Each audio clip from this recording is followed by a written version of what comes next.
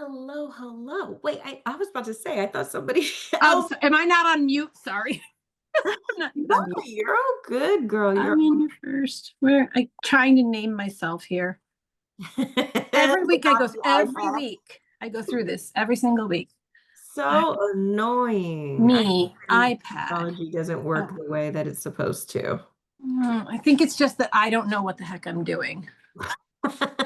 That could also be a thing. That could be a Uh, real There thing. I am. Okay, let's see here. Come on, come on. Hello. There I am.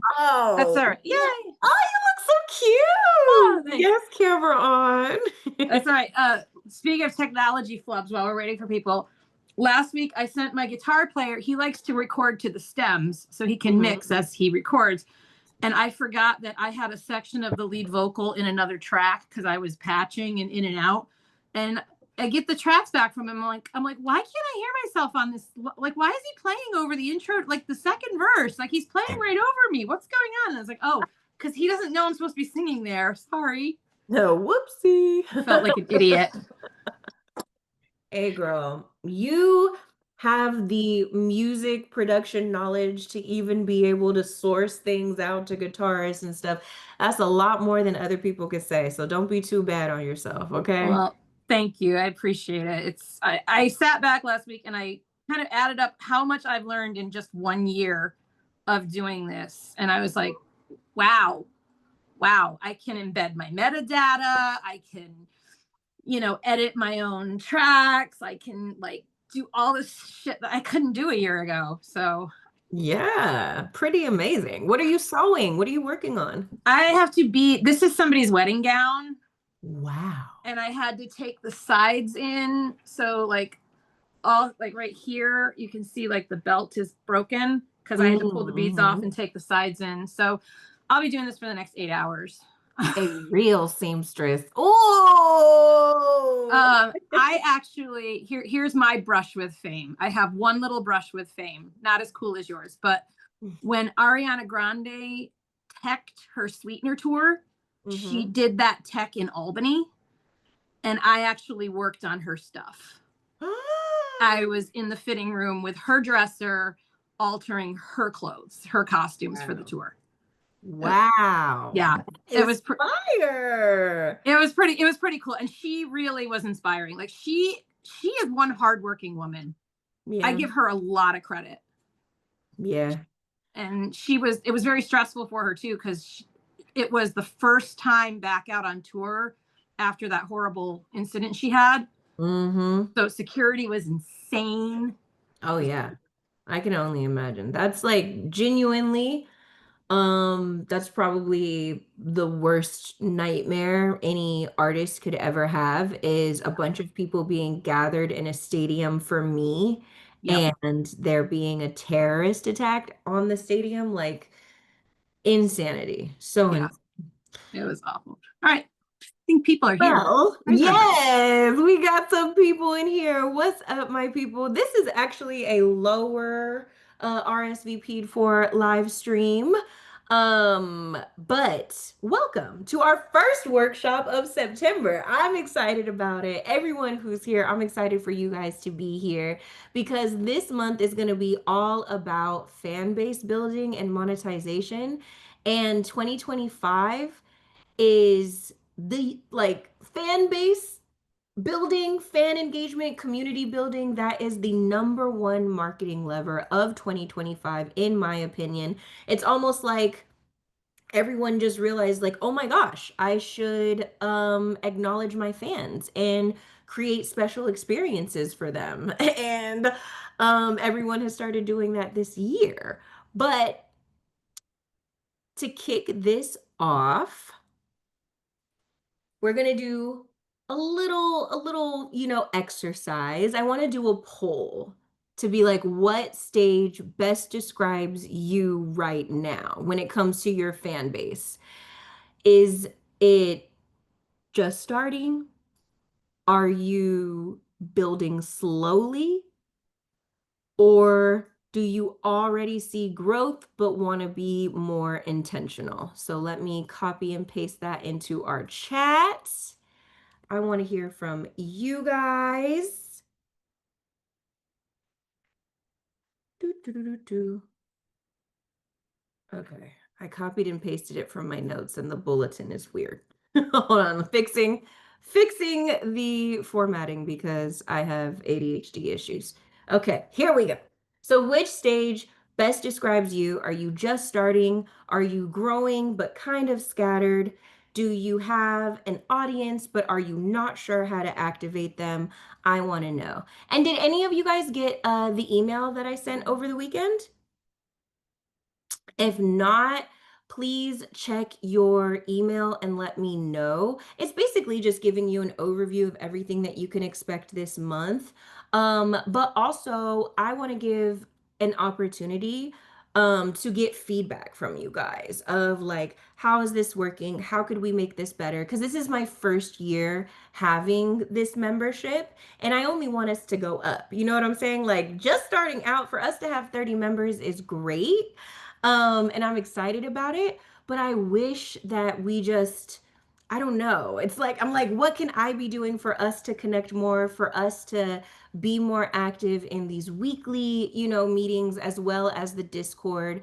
Um, because honestly, the whole reason that I started this membership program was really just to have a place for us to like connect and talk. And I don't feel like the connection is really happening the way that I would want it to, but I think people might just be busy. I don't know. I feel like we're all like overwhelmed and overworked this year. Like that feels like the theme is like we're just like trying to do a million things.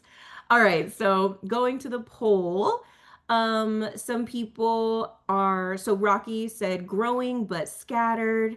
Kai said growing but scattered. Amy, you said you're just starting and you're trying to grow.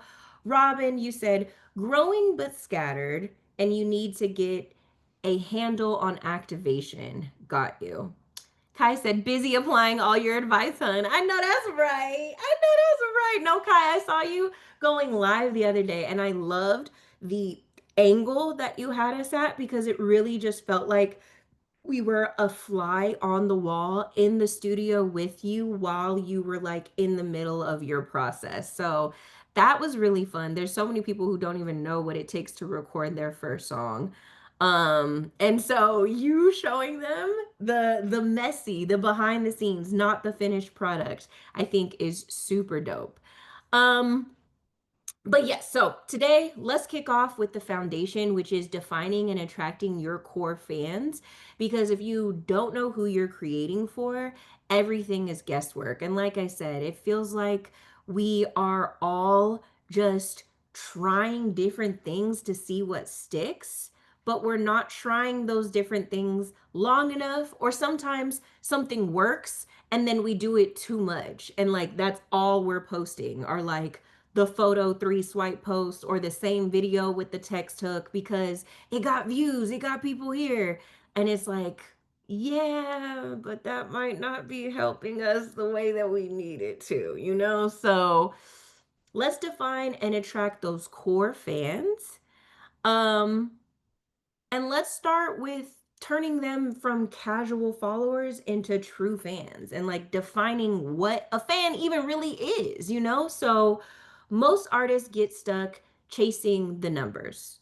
They might be chasing followers, chasing streams, chasing likes, chasing views, but the only numbers that pay your rent, baby, is dollars. Okay. So those followers, those numbers don't pay rent. True fans do.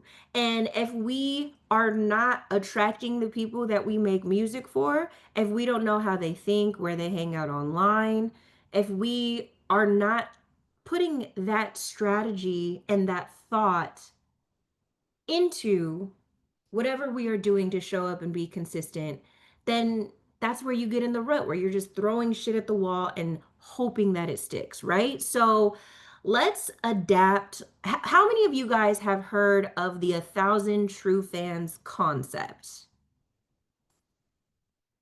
Has anyone heard of that? The 1,000 true fans concept?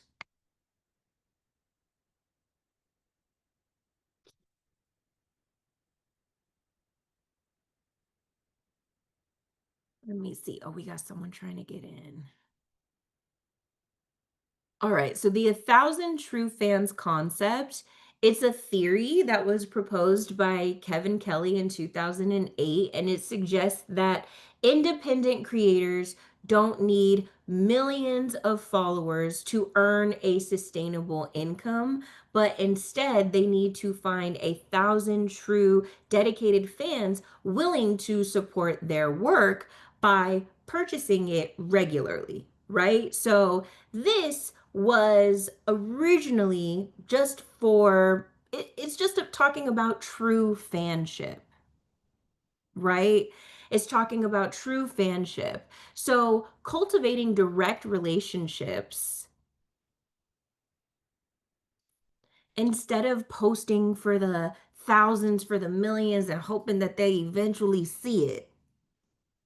That's what we're doing. But instead of it being for content creators, I want it to be for music. I want it to be for people that actually are streaming your music. So you need the right 500 to 1,000 people who show up, support, and buy, no matter what it is. I don't care if you are opening a gym, if you are starting a fitness line, they are there and they're ready to support because they love you down.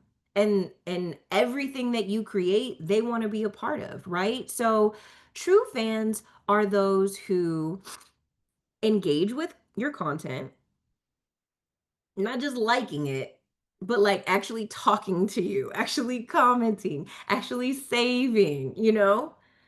Do you guys ever get DMs by people? And do you respond? Or do you just kind of see it and, you know? Those are the true fans. And honestly, you guys, as a music fan myself, if I comment on an artist page and they don't respond, I'm like, it makes me like less inclined to want to support them because I'm like, oh, well, dang, you barely got any comments. So I was trying to help you out and comment in here and you ain't even respond or you didn't even like it or you didn't even say anything back. I guess you don't need my support. And if that's what I'm thinking as a music marketing strategist who's strategically seeking out independent artists to support them, imagine random fans who just found you and just thought you were cool, right? So, true fans are those who engage with your content, support your releases. So, that's pre saves, that's streams, that's if you're doing a challenge, them participating in the challenge, them sharing your music, supporting your releases, right? And eventually buy from you.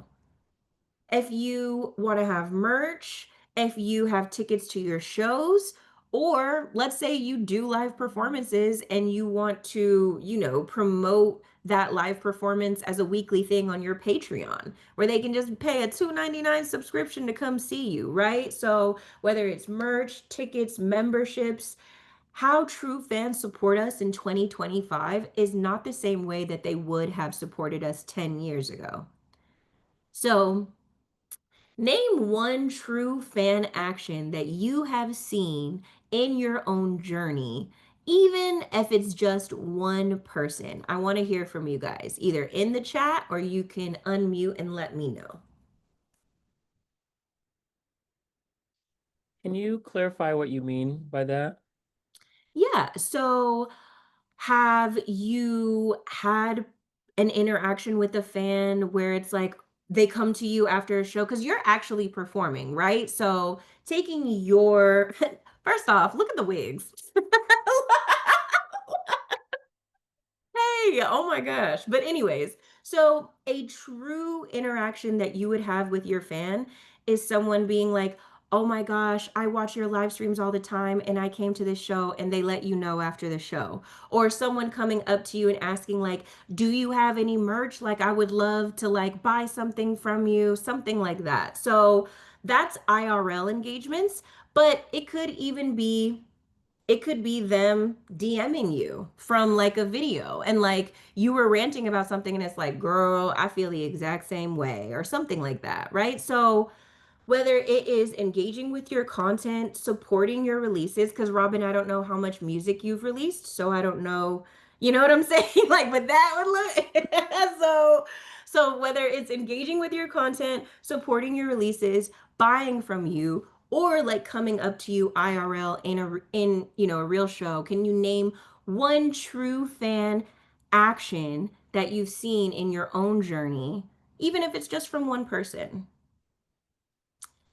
I So did recently, oh, sorry. go ahead, go ahead. I did recently, when I was, which I need to post some more, but when I was posting the videos from my live singing show, somebody had DM'd me that like it meant a lot for them to see me singing and just being this quote unquote queer icon, that they Oh, can then like hey.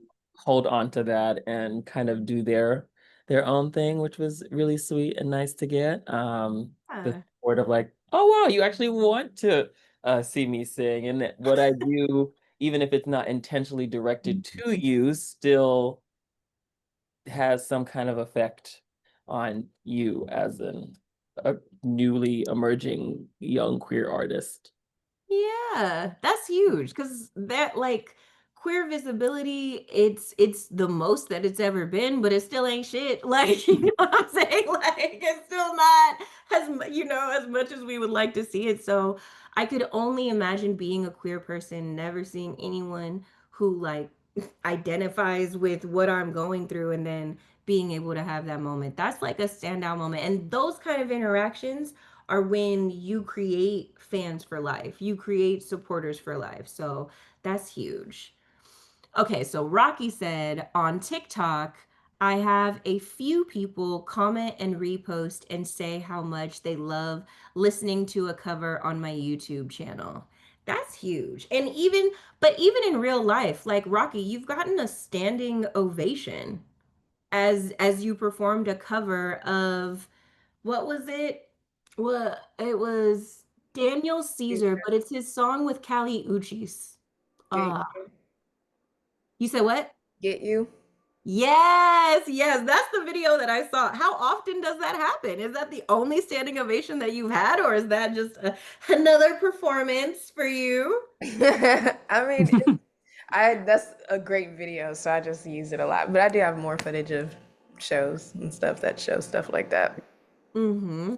What kind of interactions do you have? Because crowd support, you know what I'm saying? It's very hard. It's very hard to get support from the crowd or to even have them respond. Like you trying to do call and repeats, like, can you repeat after me, please? So tell me about that. Yeah, I mean, I love, we commented a little back and forth. I grew up in church, so like I am really good at crowd interaction, so I can get people singing and doing the call and response and all that. So typically my shows do look like that, where it's people singing back to me and they're yelling out the lyrics before I sing them, stuff like Yeah. that. So, and then I think another real life fan interaction, I did merch last year for the first time when I did my mini tour in the Bay, and it sold out, and a lot of people were like, oh my gosh, like I love this shirt, and someone didn't even realize, they just bought the shirt because it looked cool. They didn't even realize it was me on it, and they're like, this is a cool shirt. And I was like, oh, that's me. And they're like, oh my gosh, are you serious? So I've had some cool real life interactions. I feel like my real life interactions are great, and I think I'm just trying to extend them until into the social media space. Right. Because I mean, when someone comes to a show, you came to listen to some music. So all I really got to do is my job, as opposed Right. to trying to promote yourself and trying to, find these people and stuff. But I think telling the stories of those fan interactions is how you generate more, is by telling people, how much you appreciate those who are there. Like I have seen a post on TikTok where someone was like, they had three pictures. It was like, how's that little music thing going? She swiped it. She only had 89, listeners. And she was like, just getting started, but I'm thankful for the 89. Last time I checked, that post had 25,000 likes. I don't even know how many views it got, but it had 25,000 likes because it's like, that's the thing. Everybody is not on. Nobody is expecting you to have hundreds of thousands of monthly listeners after you released your first single, right? Being an artist is a journey. Take us on the journey. Don't only want to post about it when you have the end result, right? And so That is how you find these people, is by telling that journey, is by sharing that journey. And you can't get interactions if you never give them a chance to engage. So if you are constantly posting like, "Ooh, look at me singing. Ooh, look at this. Ooh, look at," but you're never like asking like, "Where my sad girlies at who don't want to be sidelined or put on the bench anymore? I made this song for you." You know, like there's a difference. There's a difference in that kind of promotion for yourself, right? Because music promotion is not all on social media, but that's what we talk about the most because that's where majority of people find their music, you know? So let's go to the second part of this. I want us to identify your artist archetype, right? So before you can attract your true fans, you have to know who you are as an artist and what kind of people resonate with that. Do you guys feel like you know who you are as an artist and who your ideal fans would be? Oh, wait, hold on. Honey Gold Jasmine commented, said, had a show on Saturday, and someone came up to me after and told me they love the texture and jazziness of my voice. They have on the game and bottomless mimosas on repeat. Yes! Congratulations. Because I know, Honey Gold Jasmine, that was something you were struggling with as well, was like so many people recognize me in real life, but aren't supporting me, you know, at my shows, aren't supporting my music. Like, I don't want to be, you know, the small town hero. I want y'all to support me for real. So that is a really great fan interaction. And those are the kinds of people, like, they exist, they're out there, so you know that they're there. um Getting back to it, let's go back to identifying your artist archetype, because like I said, before you can attract your true fans, you have to know who you are as an artist and what kind of people resonate with that, right? So these are the things that I want you to think about. If you have a pencil and paper, get them out and write these down. I want you to think about your sonic identity. What emotions do you invoke from the type of music that you make, right? Do you make the kind of music that makes people want to party? Do you make the kind of music that motivates people where it's like, okay, I'm I'm gonna get buff in the gym to this, okay? Do you make the kind of music that is chill, that's relaxing, open a glass of wine after a hard day? Do you make the kind of music that is motivational in a different way, like makes you proud to be who you are or something like that, right? So think about your sonic identity and what emotions your music invokes. I know some of you guys and some of the music that you guys make, but I want to hear from you guys. I want to hear from you. Like, Nisha, I don't know what kind of music that you make, so I would love to know what you think your sonic identity is and what kind of emotions your music invokes. Amy said, "Who is my audience? I thought it would be middle-aged women, but my Spotify says 60 plus men. That's crazy." Well, you come from Hairspray Rock, and who likes that the most besides 60 plus men? You know? So that's not that crazy. It's not as crazy as you think, girl. It's not as crazy as you think. Um, so the next one that I want you to think about is your visual and your personal style. How do you show up?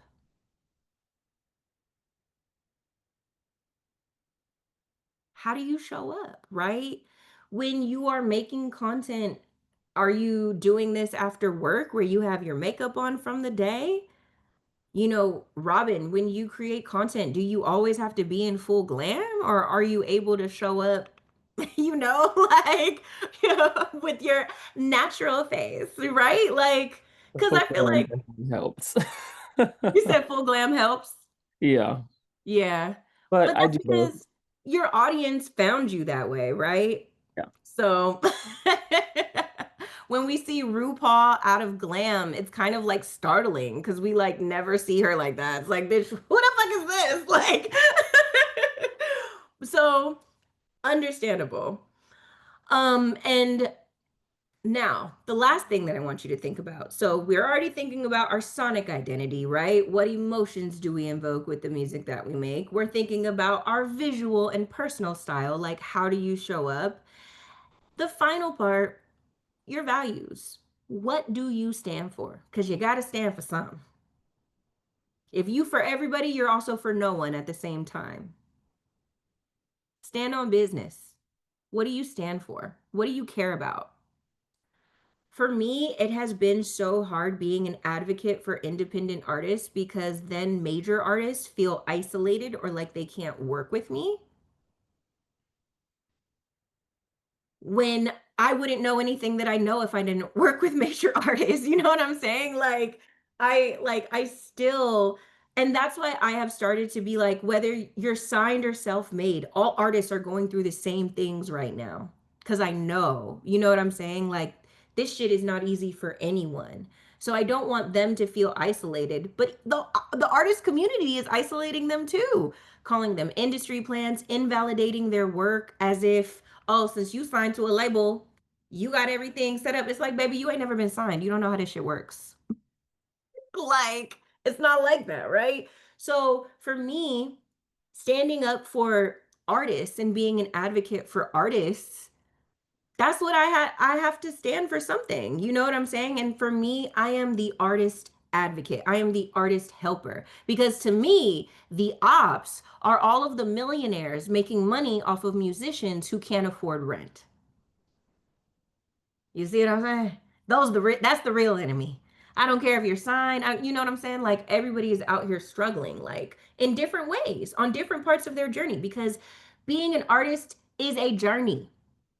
If you get to your destination, that means you're not making music anymore. That means the artist journey is done. That means you're over. That means you've hung it up, right? Like people at the end of their journey are like Diana Ross. Diana Ross don't ever have to release another song in her life. That don't mean that she's not an artist, right? But she's not on her artist journey anymore. Been there, did that, right? But she's an icon. She's a legend. So your journey is going to go like this. Because even when you're on the top, you're scared that your next single isn't going to do as well. You're scared that you're not going to have the same support. Are people going to show up for my next album the way that they showed up for my debut album, right? So it's like, it's the artist journey. It's a journey, right? So it's okay if those artists felt isolated by me initially. I'm calling them back home and letting them know that I'm here for all artists. But independent artists are the ones that need the most help. Like they really don't know. Like they really need like, sustainable systems and things like that.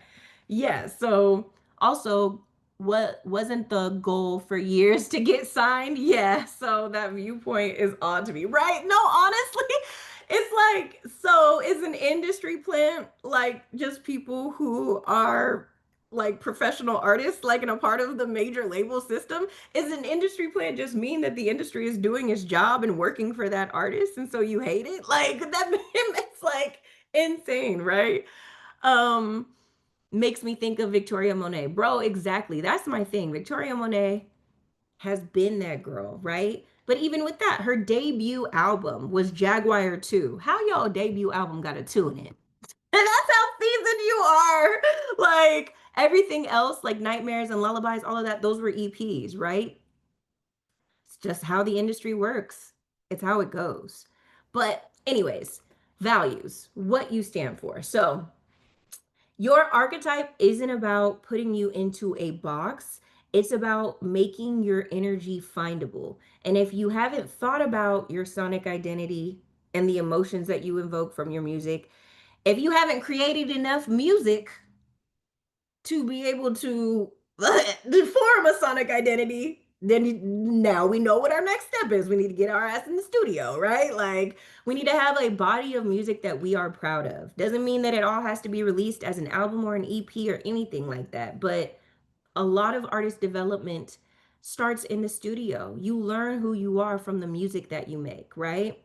Next, going into your visual and your personal style, how do you show up? That is going to determine who's finding you, right? I had to stop showing up in like sweats and sports bras because I wanted to be taken seriously. So I was like, if I want to be taken seriously, being consistent is not more important than being professional. You know? So when I started showing up professionally, then the types of artists that wanted to work with me also started leveling up, right? Because I do not want people here who think that making music is like a get rich quick scheme. I want people here who are artists who don't know how to promote or advocate for their art, and they want to learn systems in order to do so, right? So, wait, hold on. Makes me think of it. Wait, like Star Wars, we start in the middle. Pretty much, Amy. The album got me through oh, the Jaguar 2. Yeah, Jaguar 2 was a great album. These comments be throwing me off, but I gotta read them because y'all might have questions in there for me. So, but if your music was a friend showing up to a party, how would they be introduced?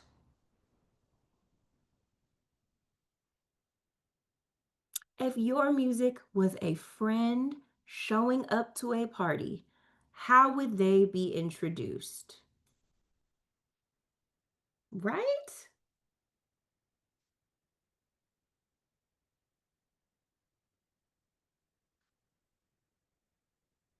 Let's think about it. All right. As you guys are thinking about that, because I want you guys to tell me how you would introduce your music if they were a friend showing up at a party.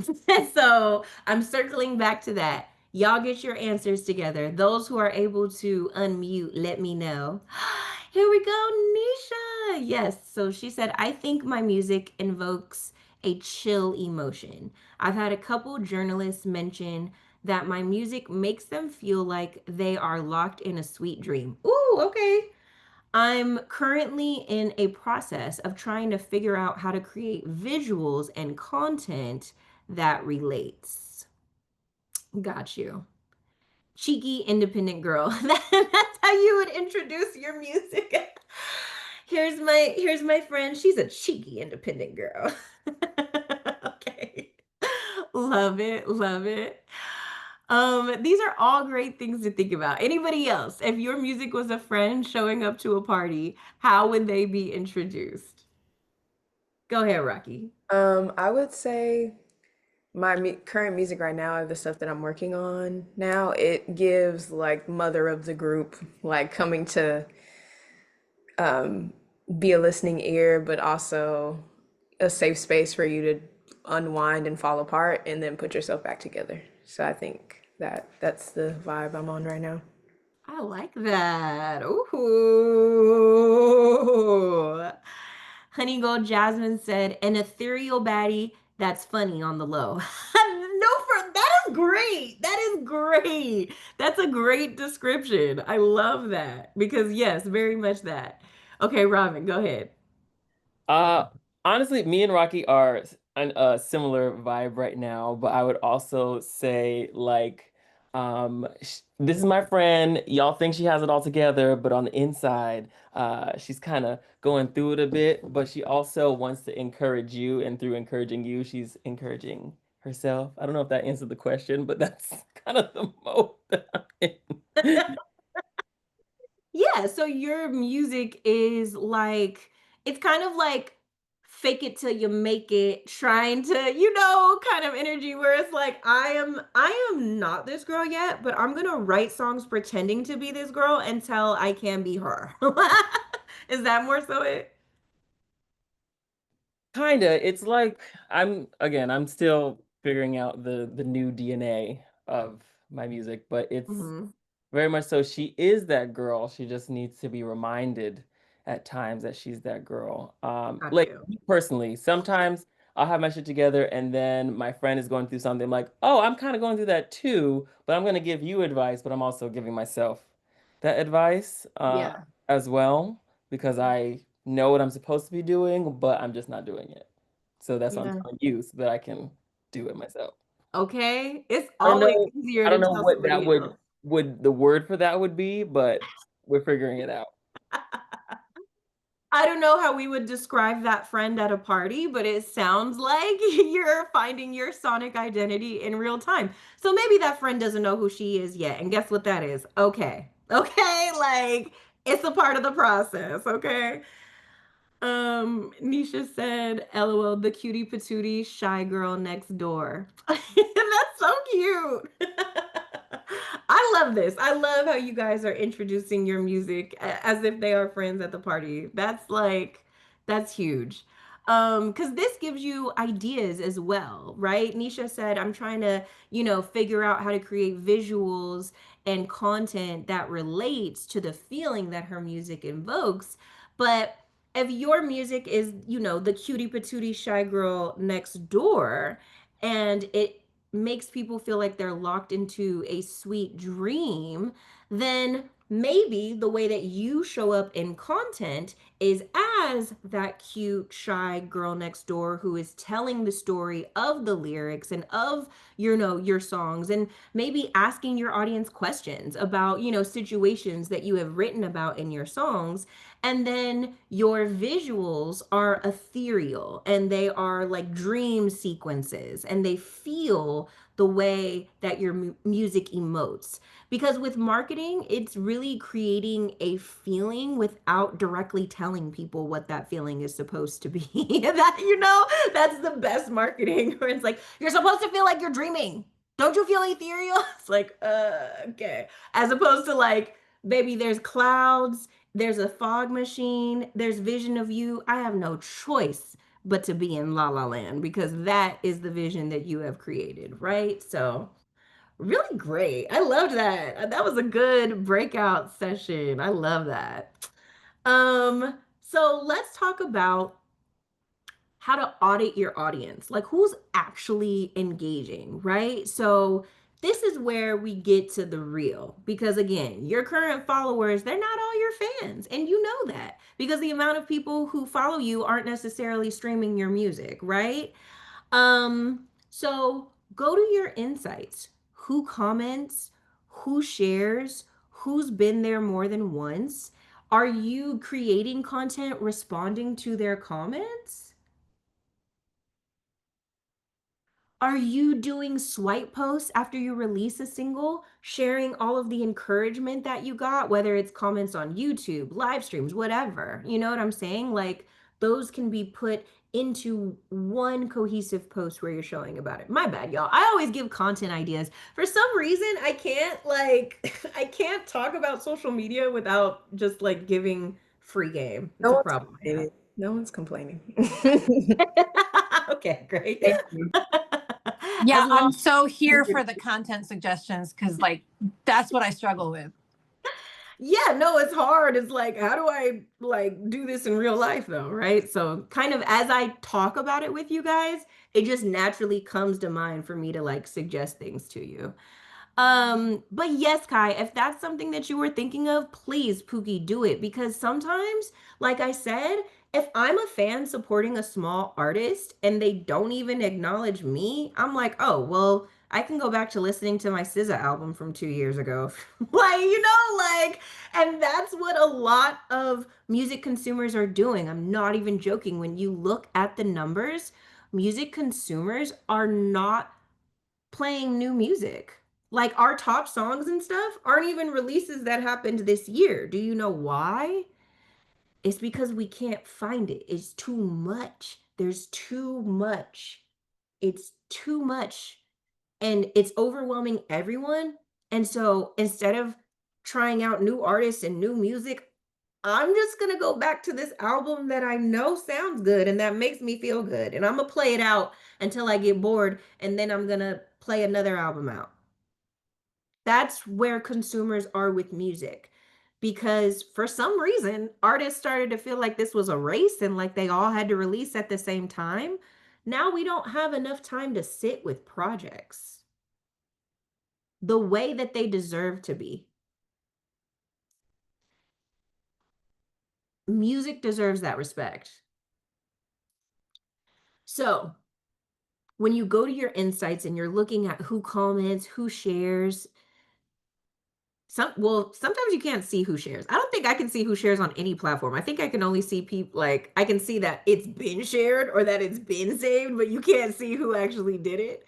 But you can see the comments, you can see, and people who have been there more than once. Make them feel special. Find ways to make them feel special, because those are, if you make them feel special now, they're going to stick with you for life. So create 3 buckets, right? Followers, you can look at, followers are the numbers, engaged, occasional likes and comments, super fans, those are the real supporters. And what qualifies someone as a super fan is you finding them. Who's here repeatedly? Every time I post something, they're one of the first people to like it. Every time, you know what I'm saying? Like, those are the super fans. Super fans can also be in your analytics on digital streaming platforms, right? The best analytics are on Spotify. When you go onto your actual desktop computer and look at them, that is how you can find your super fans. It's way more than what's on your phone. If you only check your analytics on your phone, you are missing so much information. So if you have never looked at your analytics on an actual desktop computer, please log into Spotify for Artists and look at it on an actual computer. That is where you can identify super fans. You can be like, why is everyone in Colombia like my music so much? Maybe I need to start showing a little love to Colombia. Maybe I need to show a little love to Chile. Why I got so many fans in Korea? Oh, because in Korea, they love R&B down. They don't care you're following or anything. They just like good music, right? So it's like, but you're never going to know that if all you pay attention to is like, I posted, did it get views and likes? There's so many more analytics, you guys. So put your fans into, or put your audience into 3 different buckets. Who's just your followers? Who's just there? Who's actually engaged and like likes, comments, and then who are my super fans, my repeat supporters? Because when you do get to the point where you want to have a Patreon or a membership subscription, or when you want to do a limited merch drop just for your special fans, those are going to be the ones that you reach out to first. But if you never paying attention, if you're never taking a look at it, if you don't even know who's there, you're missing out. You're really missing out. So Robin said, oh, Amy said, I see in my notifications who shared and reposted. Nice. Robin said, you can see sometimes when the post on their story. Oh yeah, of course. You can see when people share it on their story. Yeah. Do you think there's a time window to respond to people who comment/share?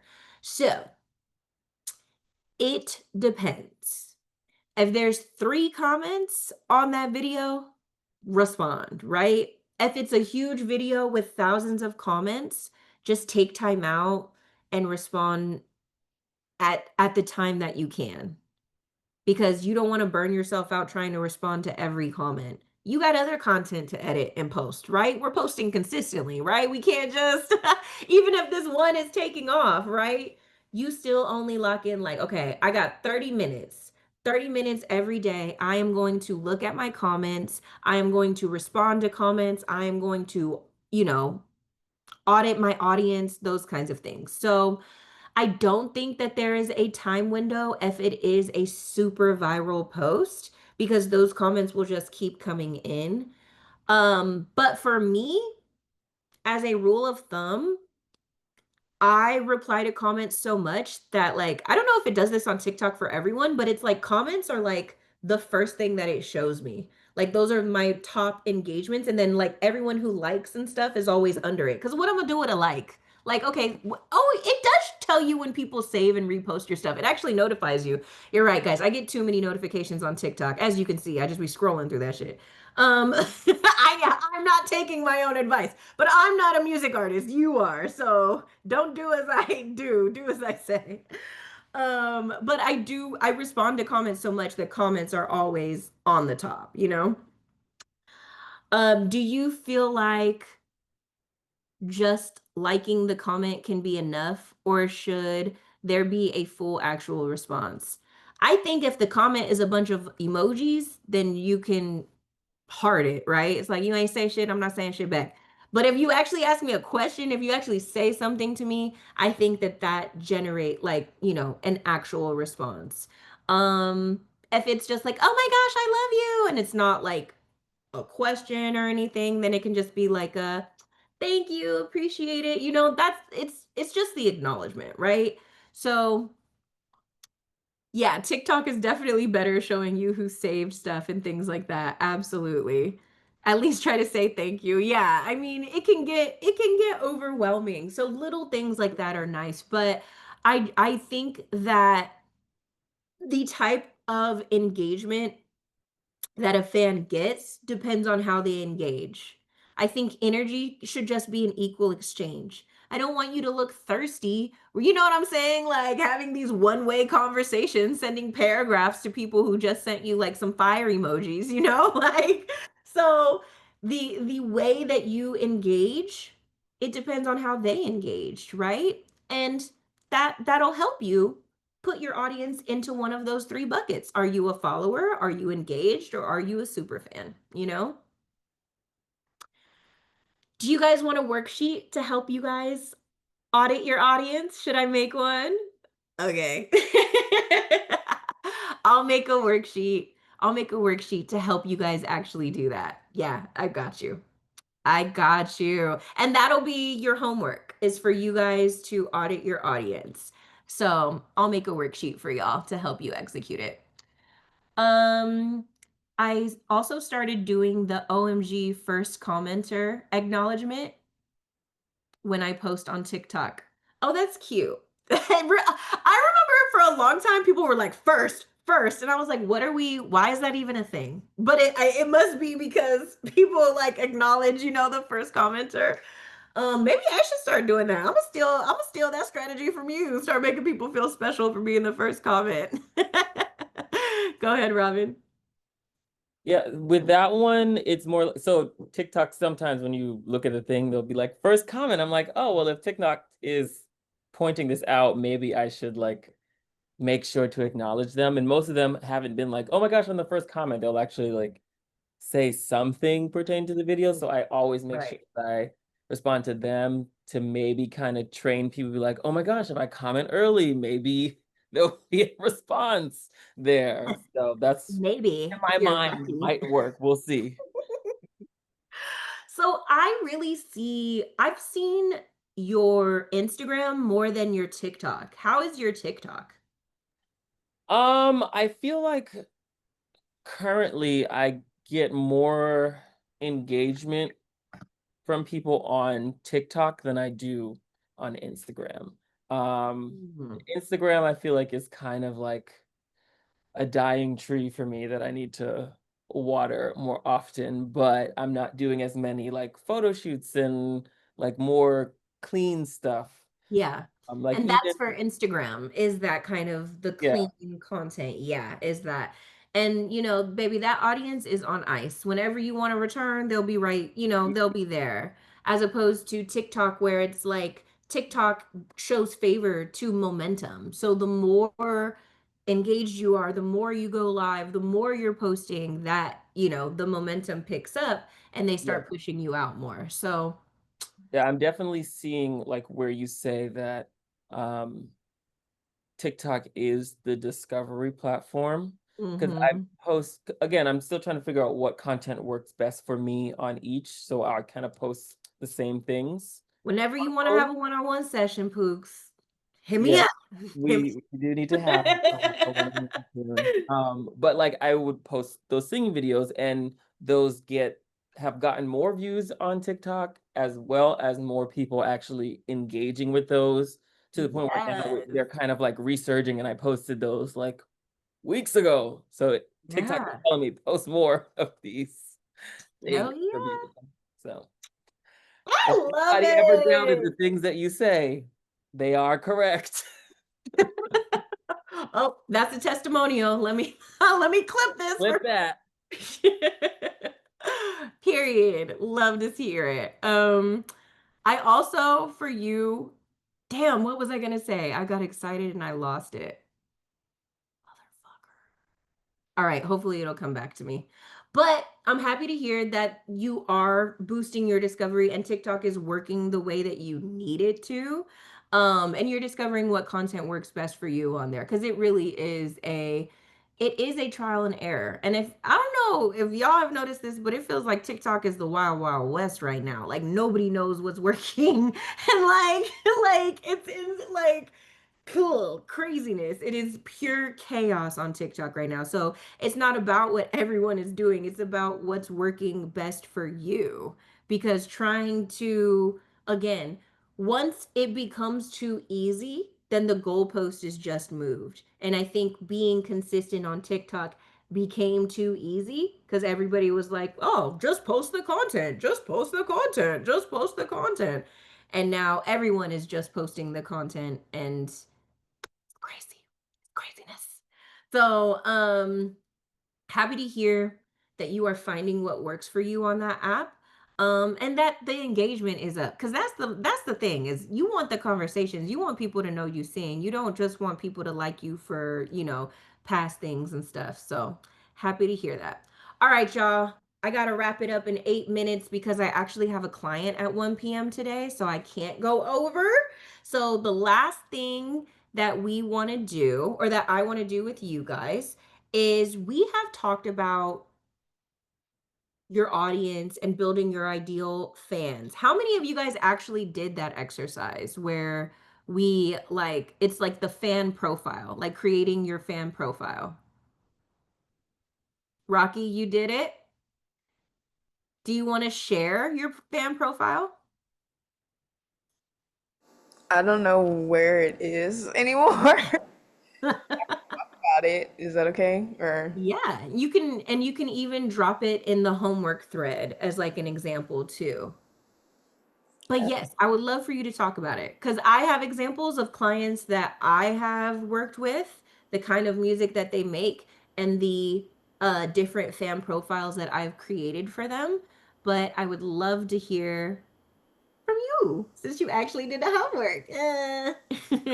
also, I was a little shook because I just raised my hand and then it like raised my hand. That was weird. Right? I was like, oh, okay, that's me. What was I gonna say? Yes, my fan profile. I've made a few. The fan profile, the main one that I have is 20 something woman, black, healing, self-healing, self-love journey. So early 20s to, mid or late 20s, maybe early 30s. Mm-hmm. They are the type of person they can go outside, but maybe they like to be in more. Um, I'm trying to think. They love R&B music. They love live performance. Maybe they're like a church girl, but also very much so like on that line of like I'm a church girl, but like I like to have fun and I don't take things too serious.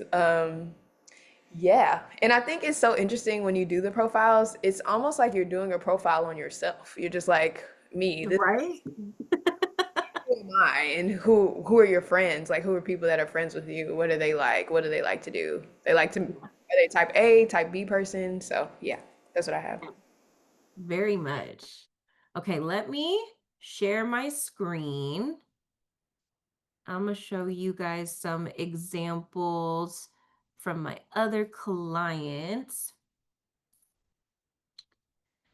So, when thinking about it, this is just a summary. This isn't like the full breakdown. But this is a better like full breakdown of when I do audience profiles for my clients. So you want to think of their demographics, like their age and location, right? But their demographics, they don't have to be in the parameters that exist in the analytics, right? It can be your own, right? If you're like, well, anyone who's listening to my music is just between the ages of 18 and 35.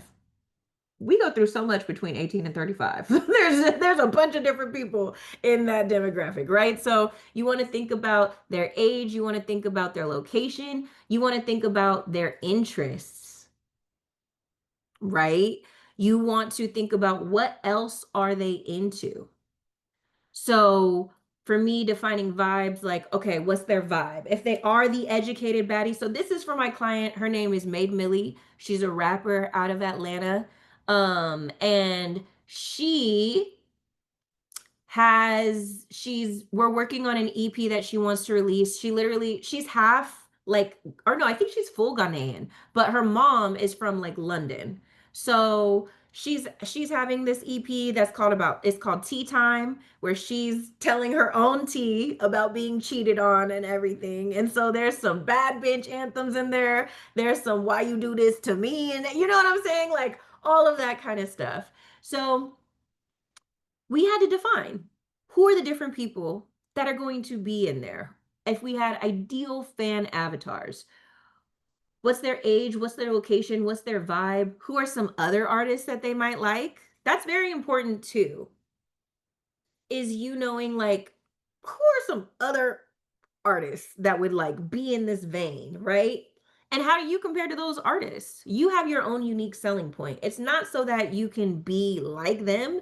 It's so that if you're looking at what's out there, you can look at yourself and be like, okay, what makes me different yet similar to these people, right? Like I've done a comparison of Flo Milli and Doechii.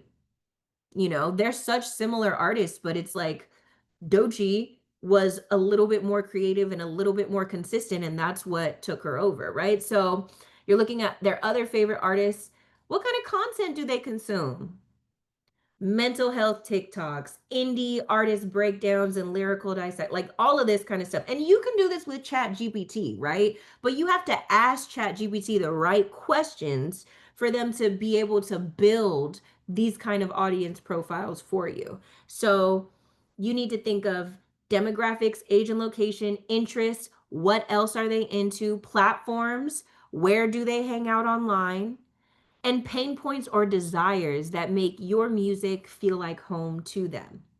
So that is when we kind of get into the psychographics. Let me know if that's too marketing jargony. I hate being too marketing jargony. But when you're identifying an audience, you have to think how they think. How do these people think? What do they fucking care about? What do they, you know what I'm saying? So that's psychographics. Pain points. They burnt out from trying to do it all. They struggle with imposter syndrome despite success. They feel unseen by mainstream media or male dominated rap. I mean, this is Made Millie. This is a side of Made Millie as an artist herself, right? If you don't make music for anyone else, you are your target audience. Define that in different ways as well. The next one is the club girly. So that's the mixy baddie, right?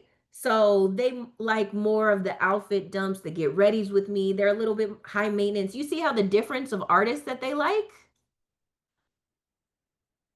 The first one was more like Doechii, Doja Cat, Flo Milli, Tierra Whack, the creative, those kind of artists.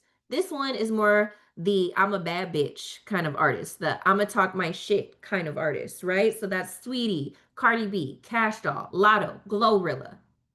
Those are those kind of artists. Because this is the club girly. She's really 18 through 34.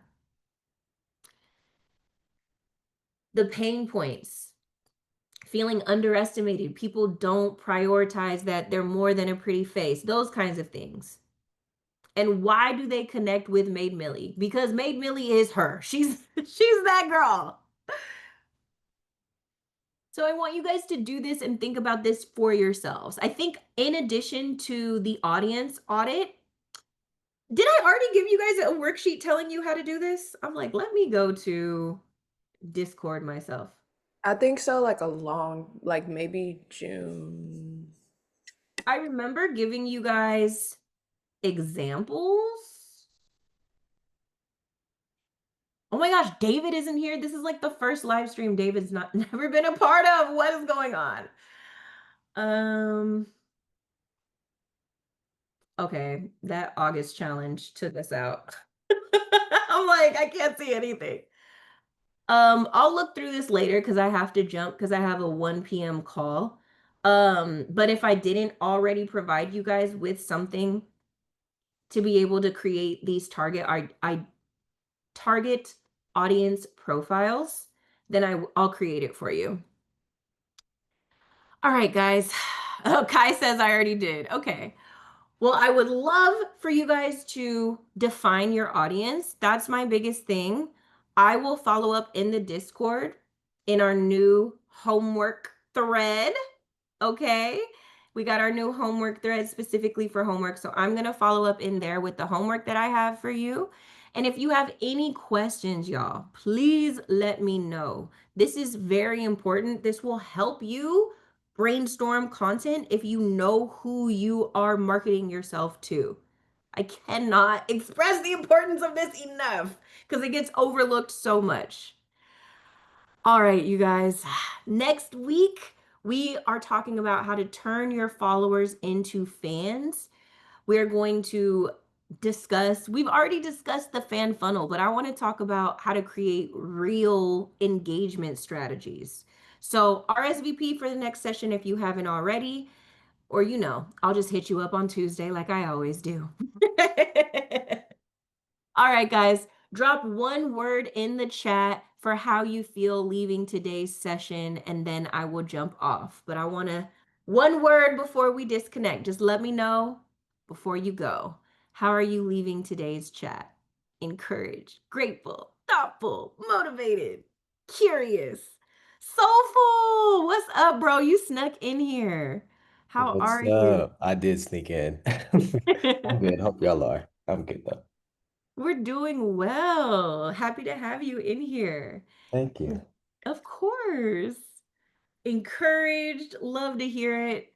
All right. Reem, others, if you didn't get a chance to jump in and tell me your one word, it's okay. Moon, Honey Gold, Jasmine, Reem, all of y'all get back to work. And until next week, just stay tuned with your girl and RSVP for the next live stream. I think I want to get some of my friends from like labels and stuff to start jumping on here and talking to you guys. So that might be how I level this up to give you guys real industry feedback and advice. Yeah, because you guys have heard from me enough. So yeah, I'm gonna talk to my friends at labels and stuff and start to get that lineup together. I just really want to make sure that this experience is feeding you guys and helping you grow, So all right, let me jump off. I actually have a client call. I gotta go. Okay, bye.